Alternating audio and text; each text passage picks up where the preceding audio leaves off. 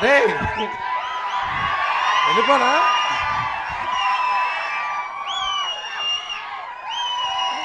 అరే paid publicity అనుకుంటారా? అరే అరే ఓకే, థ్యాంక్ యూ, థ్యాంక్స్ రా. రే ఇంకా ఎక్కువ అరిస్తే మాత్రం ఖచ్చితంగా అనుకుంటారు. అరే మనం ఇగో ఇంతే, అదే ఇంతే. ఇగో ఫస్ట్గా ముందుగా ఇక్కడికి వచ్చిన మీడియా వాళ్ళందరికీ చాలా థ్యాంక్ యూ.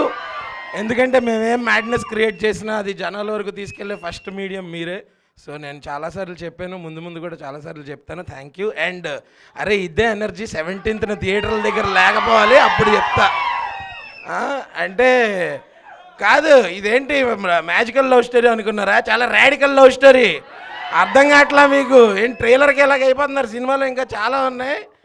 మరి రాధికల్ అంటే ఇప్పుడు చూడు, ఇద్దరు పౌరుల పంచాయతీ, సిద్ధు అన్న ఇస్ లవ్ స్టోరీ. అంతకన్నా బెటర్ కాంబినేషన్ చూపిస్తే లైఫ్ టైం సెటిల్మెంట్ ఎవరికన్నా సరే. సో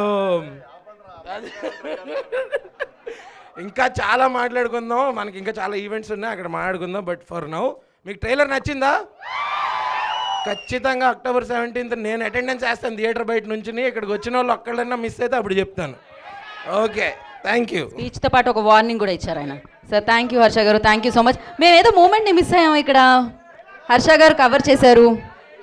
ఏదో ఒక మూమెంట్ని మిస్ అయ్యాం మేము, హర్ష గారు కవర్ చేశారు. మీ బ్యాక్ పాకెట్లో ఏముంది? మీరు తిరగాలి ఒకసారి.